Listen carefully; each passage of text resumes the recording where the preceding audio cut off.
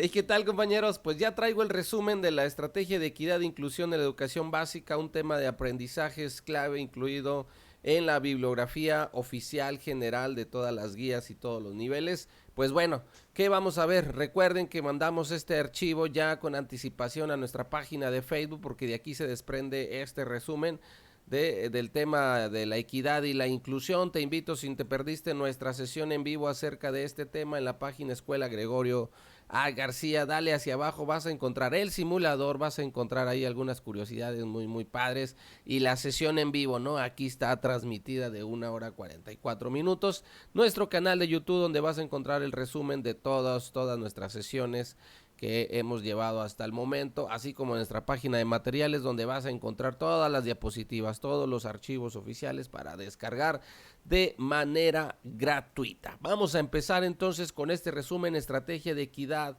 e inclusión. Hola, ¿qué tal, compañeros? Esperemos que todos se encuentren muy bien de salud en esta porque este acuerdo habla de los lineamientos. Correcto. ¿Qué con este resumen, con esta estrategia? Vámonos para abajo. Es para los alumnos con discapacidad, aptitudes sobresalientes y dificultades severas de aprendizaje, conducta o comunicación. Ya vamos entrando a esa panorámica donde nos vamos adentrando un poquito de qué es lo que va a tratar en cuanto a los alumnos con discapacidad. Obviamente tenemos también incluidos alumnos con aptitudes sobresalientes, dificultades muy severas de aprendizaje, conducta o comunicación, como lo acabamos de mencionar ahí. Vamos a los fundamentos jurídicos. Este documento, obviamente, para su realización tuvo que estar fundamentado. Y bueno, son bastantísimos los fundamentos jurídicos. Aquí te los presento de manera de resumen. En el ámbito internacional, primeramente, vamos a pasar a ese ámbito internacional y encontramos como un fundamento jurídico la Declaración Universal de los Derechos Humanos. Así rápido, la declaración establece que todos somos iguales ante la ley. Por lo tanto, no debe haber distinción, nada en contra, ni siquiera discriminación en su artículo 7. Otro fundamento, la Convención sobre los Derechos del Niño, donde nos dice que todos los niños deben ser respetados, todos los niños deben ser tratados por igual, sin excepción alguna, aun y cuando el niño esté en condiciones de discapacidad, tiene él que disfrutar de una vida plena y decente. ¿Qué nos dice la Convención sobre los Derechos de las Personas con Discapacidad?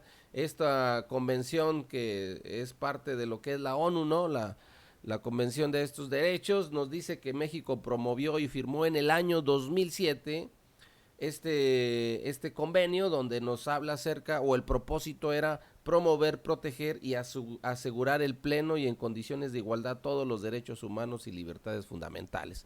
Otro es la Agenda Mundial 2030 para el Desarrollo Sostenible, lo van a encontrar ahí en la página 12, donde rápidamente nos dice que considera la equidad y la inclusión educativa como centro del objetivo del desarrollo sostenible, ¿ok? Donde va a buscar garantizar la educación inclusiva, la equidad y la calidad y promover, obviamente, las oportunidades de aprendizaje para todos.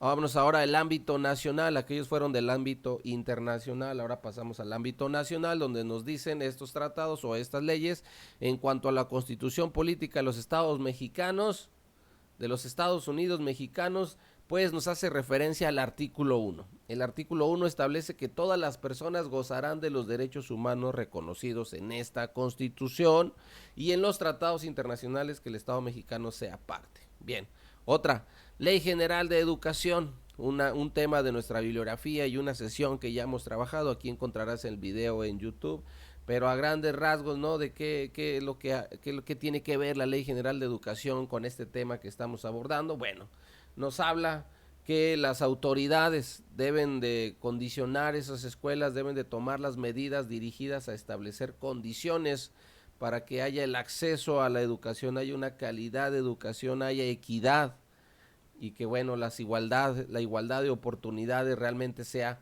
efectiva y que ningún niño se quede sin educación, y lo encontraremos ahí en el artículo 32, primer párrafo de la Ley General de Educación. Tenemos la Ley General de los Derechos de Niñas, Niñas y Adolescentes, también un tema que ya tratamos en este círculo de estudios, donde nos vamos a referir principalmente a los artículos 36, 37, 39, 54 y 57 que nos hablan acerca de la igualdad sustantiva, es decir, el derecho al acceso, el mismo trato, las mismas oportunidades para el reconocimiento, el goce y el ejercicio de los derechos de todas las niñas, niños y adolescentes. Ok, van encaminadas al mismo tema todos estos, ¿no? La ley federal para prevenir y eliminar la discriminación, bueno, aquí nos señala que las acciones afirmativas que se implementen podrán incluir aquellas que favorezcan el acceso, otra vez, el acceso, la permanencia y promoción de personas pertenecientes a grupos con discriminación o sobrepresentados. ¿Sale? Este es el fundamento jurídico que sustenta este archivo que estamos analizando el día de hoy. Como en algunos otros, aquí vienen definiciones muy interesantes que tendremos que poner atención, compañeros, e irnos apropiando ya de estos conceptos porque nos servirán bastantísimo para nuestras respuestas argumentadas en la segunda prueba que ya se anunció ya con tiempo para poder ir practicando. ¿Qué es la educación especial? Bien, vámonos a este concepto. Tiene como propósito identificar, prevenir y eliminar las barreras que limitan el aprendizaje y la participación, porque luego se define con VAP y a veces olvidamos que la P significa participación. Personas con discapacidad, con dificultades severas de aprendizaje, de conducta o de comunicación, así como aquellas con aptitudes sobresalientes. Entonces la educación especial, su propósito es identificar, prevenir y eliminar las barreras. Sale. Los alumnos con discapacidad son aquellos que por razón congénita o adquirida tienen una o más deficiencias de carácter físico. Ojo, no solamente en el terreno físico, sino también de carácter mental, de carácter intelectual o sensorial, ya sea permanente o temporal. Esta es la definición. Alumnos con aptitudes sobresalientes son aquellos capaces de destacar significativamente en uno o más campos del quehacer humano. Puede ser en el científico tecnológico, el humanístico social, el artístico o de acción motriz, ¿verdad? Pero tiene que ver con aquellos que destacan con mucha diferencia entre el alumnado en ciertos campos. Pueden ser en varios, puede ser en un solo campo, ¿no? ¿Qué más? Vamos a avanzar. Alumnos con otras condiciones son aquellos con trastornos del espectro autista o con dificultades severas de aprendizaje, de conducta o de comunicación, ¿no? Estamos hablando ya de dificultades más severas, que inclusive hay unas instancias a que trabajan en paralelo o en armonía con la educación general, que son los CAM, que son los CRIP, que son todas estas instituciones. Y vamos a pasar a un punto importantísimo, términos correctos y términos incorrectos mencionados en este documento de la equidad y la inclusión. Vámonos a los correctos. Personas con discapacidad. No podemos nosotros decir que las personas con discapacidad se les puede nombrar también de esta manera porque son los términos incorrectos. El término correcto es una persona con discapacidad. ¿Cuáles son los incorrectos? Pues que tú digas personas con capacidades diferentes. Recuerden que esto se estuvo utilizando bastantísimo, ¿no? En cierto periodo de la educación, que tendríamos que decirle a las personas con capacidades diferentes. Fue quitado. Personas especiales tampoco. No podemos referirnos a ellos como discapacitados, como inválidos, como disminuidos, como personas especiales. Y luego nos vamos ya a otros extremos, ¿no? Niños especiales, deficientes, enfermitos, malitos, incapacitados, personas diferentes tampoco, angelitos. Ninguno de estos términos son correctos ante este documento, así que vámonos metiendo ya el chip de personas con discapacidad. Eso es su correcto uso del término. Otro correcto uso del término es persona con discapacidad motriz. No se le dice minusválido, no se le dice que es incapaz, que es impedido, que es lisiado, inválido, paralítico, mutilado, cojito, tullido. Persona con discapacidad motriz. Persona con discapacidad auditiva.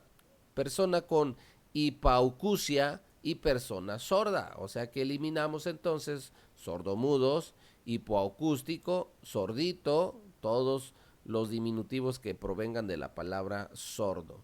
Otro término correcto, Persona con discapacidad visual, persona con baja visión y persona ciega.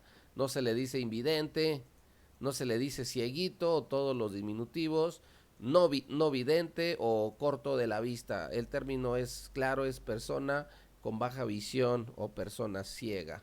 Importantísimo estos términos, ¿no? ¿Qué otras cuestiones? Aquí está. Personas con discapacidad intelectual, personas con síndrome de Down, Rett, etcétera. No se les dice retrasados mentales, no se les dice mongol, tonto o tarado, deficiente, retardado. Otro término correcto, persona con discapacidad psicosocial o mental. No se le dice loco, loquito, que está demente, que es insano, que es trastornado o que es esquizofrénico. Es una persona con discapacidad psicosocial o mental. Vamos bien hasta aquí, compañeros. Vámonos con más términos. Vámonos con la lengua de señas mexicanas. Así se le tiene que nombrar, no lenguas de señas o lengua de señas mexicanas. Bueno, aquí hay un error porque pues acá está como se debe nombrar y ya me lo pusieron acá otra vez. Déjeme lo tacho de una vez para no confundirlos. Lenguaje de signos, no es un lenguaje de signos, no es el lenguaje manual ni el lenguaje con señas, se le conoce como la lengua de señas mexicana.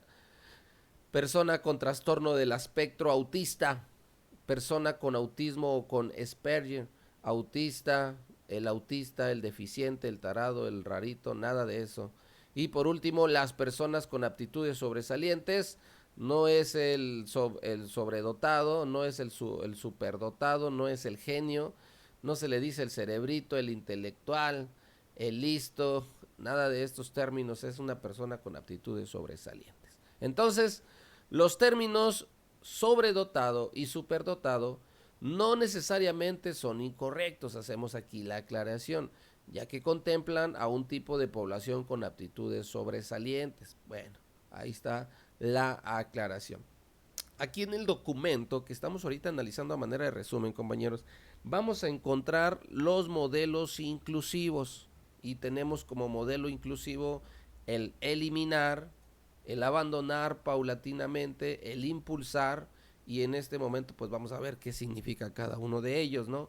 ¿Qué es eliminar? Son modelos segregadores donde solo existe una opción especializada. ¿Qué es abandonar paulatinamente?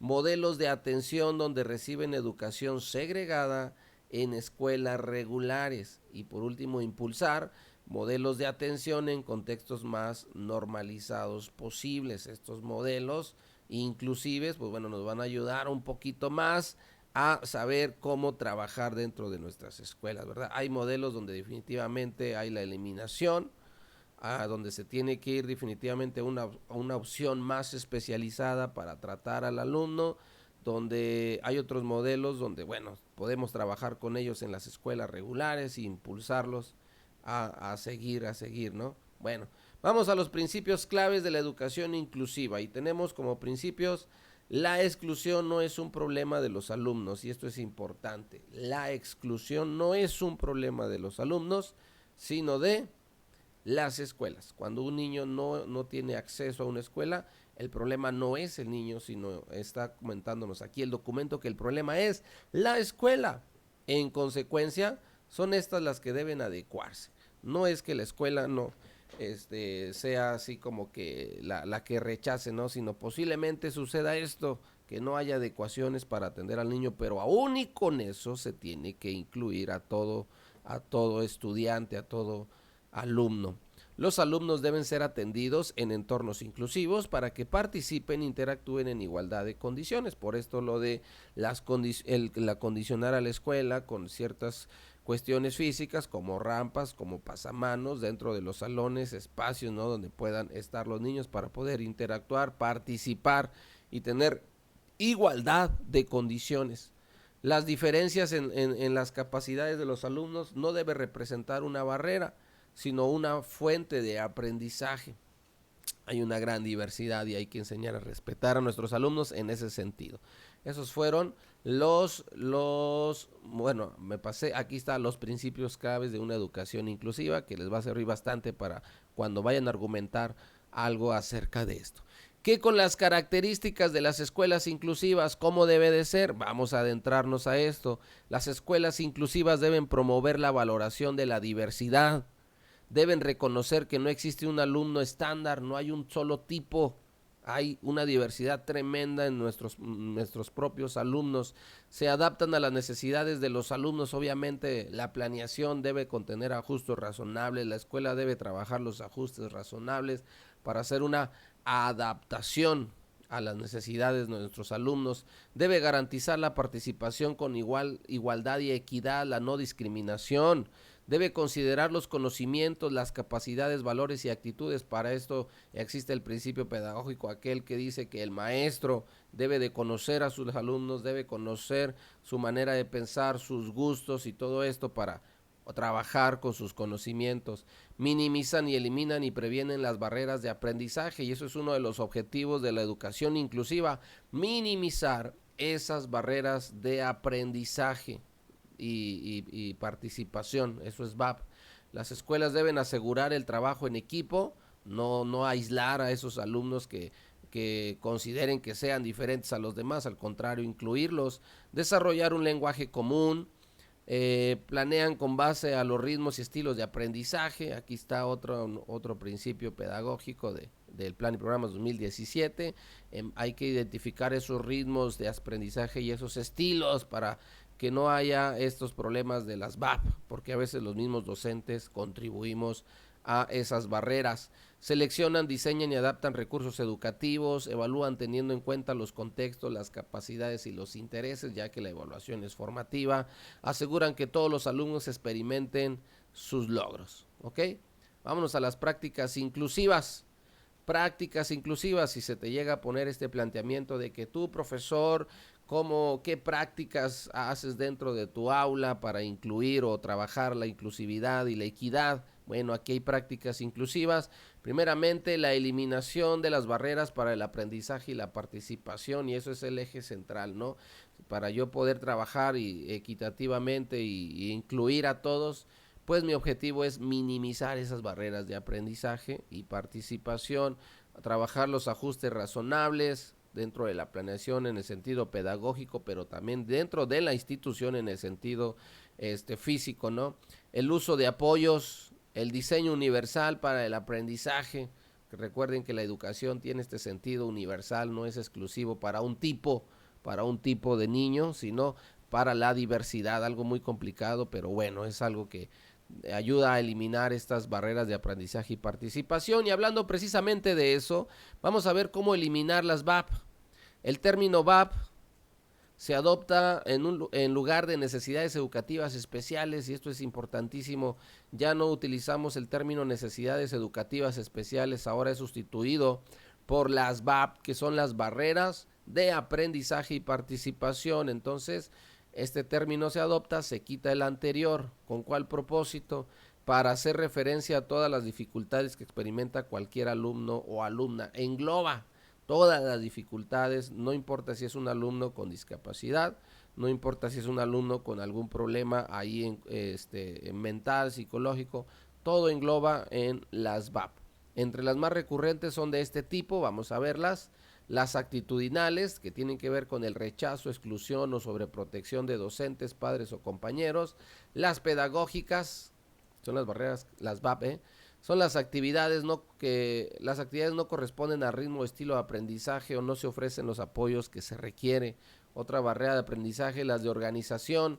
Los materiales, rutinas, espacios y mobiliarios no son accesibles para los estudiantes. ¿Ok? Esto contribuye a aumentar estas barreras de aprendizaje y participación. Y también vamos a los términos incorrectos y los términos correctos en cuanto a este nuevo concepto. El alumno que tiene necesidades educativas especiales ya no se le nombra de esta manera, ahora es el alumno que enfrenta barreras de aprendizaje y participación. Mi alumno tiene barreras de aprendizaje y participación, no es que las tenga, más bien está enfrentando esas barreras y está luchando en contra de esas barreras para minimizarlas. Obviamente él no solo, no, sino hay una corresponsabilidad para lograr esto. Un término correcto, Esta niña experimenta barreras que obstaculizan su aprendizaje y participación en la escuela. No podemos decir los estudiantes con barreras de aprendizaje, no podemos decir mi alumno tiene barreras de aprendizaje. Ok, creo que quedó claro esos términos. En cuanto a el uso de apoyos, porque hablábamos acá precisamente algo acerca de esto del uso de apoyos, ¿a qué se refiere? Se puede entender como apoyo a todas las actividades que aumentan, fíjense bien, la capacidad de una escuela para dar respuesta a la diversidad del alumnado. Esos son los apoyos, todas esas actividades que van a ayudar a la escuela para atender esta gran diversidad de niños que tenemos dentro de la misma. ¿Cuáles son los apoyos que pueden prevenir diferentes fuentes? Vámonos al primero. Las habilidades y competencias de todos los estudiantes, el trabajarlas es un apoyo. El liderazgo de los directivos, obviamente, si no, pues cómo se piden esos apoyos. Los conocimientos y habilidades de los docentes, la preparación, la actualización en estos temas es significativamente importante, valga la redundancia en esas dos palabras. Los familiares y amigos de cada estudiante, la tecnología, otro apoyo, los servicios de educación especial dentro de las escuelas y bueno, aunque no todas las escuelas cuentan con ese servicio de educación especial, ya la mayoría, en su mayoría se trabaja con ese servicio de USAER dentro de las escuelas. Otros servicios complementarios, los terapéuticos, los de salud, las becas, etcétera. También es apoyo cuando se planifica, y esto es para nosotros, cuando se planifica y se evalúa considerando intereses, capacidades, aptitudes y experiencias de los alumnos, no solamente refiriéndonos a un examen, no solamente evaluando a un niño porque vino a la escuela, porque no vino, porque sacó 10, porque sacó 8, porque sacó 7, sino hay que ir más allá, los intereses, las capacidades, qué aptitudes, qué experiencias. Esto es parte de la formación dentro de la evaluación. Y seguimos, vamos a ver el diseño universal para el aprendizaje de DUA. Esta nueva abreviatura hay que tenerla ya en mente, el DUA, diseño universal para el aprendizaje. El DU tiene de origen, aquí le faltó la A, tiene su origen en la arquitectura.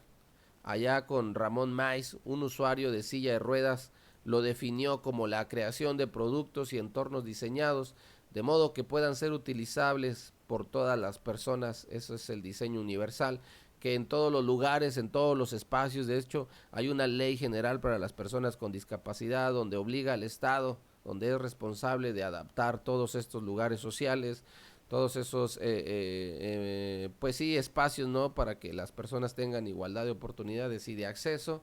Entonces, a eso se refiere el diseño universal para el aprendizaje. Bueno, vámonos al ámbito educativo. El DUA se entiende como el diseño de materiales, el diseño de actividades didácticas que permiten que los objetivos de los aprendizajes sean alcanzados por individuos con amplias diferencias en sus capacidades, ¿ok? El trabajar, tener distinto material para las personas y actividades didácticas. Por ello deben aplicarse 3 principios básicos. Vamos a ver estos 3 principios básicos. Déjeme cambio de color, todo está muy azul aquí. Ahí está, vámonos con el amarillo. Múltiples formas de representación es el primer principio. Múltiples formas de acción y expresión y múltiples formas de motivación. Al utilizar la palabra múltiples hacemos referencia a varios o más de uno, ¿ok? No quedarnos solamente con una opción, sino hay que abrir, hay que expandir todas esas maneras o formas que nos van a ayudar a incluir a las personas dentro de nuestras escuelas, dentro de nuestras planeaciones, dentro del aprendizaje, inclusive va a mejorar la convivencia. Pautas de los principios básicos del DUA. ¿Cuáles son los principios básicos? Múltiples formas de representación, lo que acabamos de hablar acá, vamos a extenderlo todavía más, que significa proporcionar diferentes opciones para la percepción, proporcionar múltiples opciones para el lenguaje y los símbolos y proporcionar opciones para la comprensión, ¿no? Hay que dar como que una apertura a muchas opciones para que los niños puedan trabajar y adaptarse a ellas. Que con múltiples formas de acción y expresión, lo que decíamos acá el segundo y ahorita nos vamos al tercero, proporcionar múltiples medios físicos de acción, proporcionar opciones, perdón, para la expresión y la fluidez de la comunicación, bueno, la participación, ¿no? Darles como que también ahí la oportunidad de que ellos se expresen, que ellos sean participantes de todo lo que es dentro del aula, proporcionar opciones para las funciones ejecutivas, que en cuanto a múltiples formas de motivación, vamos a ver, proporcionar opciones para captar el interés, proporcionar opciones para mantener el esfuerzo y la persistencia, proporcionar opciones para la autorregulación, correctísimo. Vámonos a los ajustes razonables, por si todavía tenemos la duda de qué tiene que ver o qué significan esos ajustes razonables. Bueno, son las modificaciones y adaptaciones. Muchos dicen deberían de llamarse adaptaciones, pero bueno, se llaman ajustes razonables. Son las modificaciones y adaptaciones necesarias y adecuadas con este fin de garantizar a las personas con discapacidad el goce o ejercicio de todos los derechos humanos y libertades fundamentales, ¿ok? Esos son los ajustes razonables, por lo tanto, estos ajustes razonables se realizan cuando se requieren modificaciones o adaptaciones específicas para que puedan ser utilizados por una persona. En las escuelas y en las aulas los ajustes razonables pueden realizarse y vamos a esta parte, en cuanto a la infraestructura, adaptaciones, en cuanto a materiales didácticos, diversidad ahí de materiales para trabajar con los niños, bueno, por ejemplo, miren, objetos de uso cotidiano como las bancas, ¿no? Porque no todas son de diseño universal, hay que tener sus excepciones para aquellos niños que son con la mano izquierda escriben, ¿no? Lo hay que cambiar ese tipo de mesabancos, comunicación e información y organización de la jornada escolar. Todos estos son los ajustes razonables también en cuanto al calendario. Bien. Perdón, compañeros, perdón. Vámonos a las orientaciones para la implementación de la estrategia y estamos a punto de finalizar este tema. La estrategia consiste en una serie de acciones de acuerdo con las condiciones actuales de las escuelas regulares y los servicios de educación especial, con el fin de eliminar las barreras que limitan el aprendizaje y la participación de cualquier alumno. Digo, esa es la estrategia de manera ya general, tener en base a las condiciones ya de nuestras escuelas ahorita, en base a esas condiciones, bueno, prestar ese servicio de educación especial y con esas condiciones de la escuela, pues eliminar las barreras. Esto incluye una transformación de las 3 dimensiones de la educación inclusiva. Vamos a ver cuáles son. Establecer políticas inclusivas. Ya una escuela ya no puede cerrarse a decir, no, yo no acepto a este niño, yo no acepto a este alumno porque no estoy capacitado, mi escuela no cuenta con las condiciones necesarias para aceptarlos, ¿no? Ya las políticas inclusivas deben de ser ya conocidas por todos, crear culturas inclusivas y desarrollar prácticas inclusivas. Y ya hablamos en la introducción acerca de eso. En cuanto al material de trabajo, el índice o el índice de la inclusión, ¿qué es esto? Es una herramienta que facilita la elaboración de un diagnóstico para la planificación de la mejora escolar con una orientación inclusiva. Vamos a adentrarnos en esta nueva palabra que es el índice o el índice de la inclusión. También incorpora para ello al personal directivo, al administrativo, al docente, maestros de apoyo y padres o tutores, ¿no? Ahí la corresponsabilidad. Está conformado por las 3 dimensiones que se dividen en secciones e incluye 4 cuestionarios para considerar miembros de la comunidad educativa. ¿Cuáles son esos? El número 1, indicadores para directivos y docentes, el centro escolar de mi hijo para padres, madres y tutores, mi centro escolar para alumnos de quinto de primaria, tercero de secundaria, mi colegio para alumnos de preescolar de 4 primaria, ¿no? Esto es lo que conforma el índice o el índice de inclusión. Vamos a las etapas y acciones para finalizar con este tema. En cuanto a las etapas, tenemos la evaluación final durante cada sesión ordinaria del Consejo Técnico y con mayor énfasis en la última sesión. Seguimiento y evaluación permanente durante todo el ciclo escolar, establecimiento de la ruta de trabajo durante la fase intensiva y primera sesión del Consejo Técnico Escolar, diagnóstico de las escuelas durante la fase intensiva del Consejo Técnico. Recuerden que al inicio de cada ciclo escolar vamos a empezar con el diagnóstico. De hecho, creo que se las leí al revés. Primero es el diagnóstico, después es el establecimiento de la ruta de trabajo, el seguimiento y la evaluación, y finalizamos con la evaluación final. Es por eso que acá hay como que una flechita de abajo hacia arriba. Ahí discúlpenme, se los dije al revés, pero ya quedó aclarado. Entonces tenemos las dimensiones, culturas, políticas y prácticas. Posibles acciones en cuanto a culturas.